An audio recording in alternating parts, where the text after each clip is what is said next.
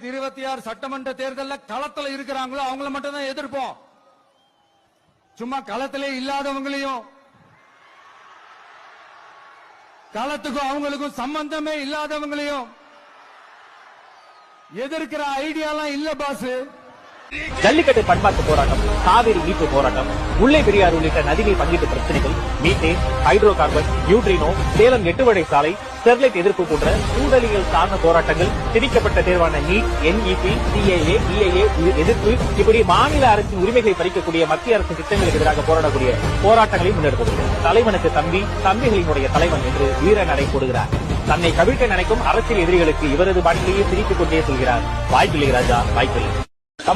தமிழர் தமிழ் இனத்திற்காக ஓங்கி ஒலிக்கக்கூடிய ஒரு குரல். அடுத்த தேர்தலை மட்டுமல்ல, அடுத்த தலைமுறை, சுற்றுச்சூழல் யாவற்றிற்காகவும் ஓங்கி ஒலிக்கக்கூடிய ஒரு குரல்.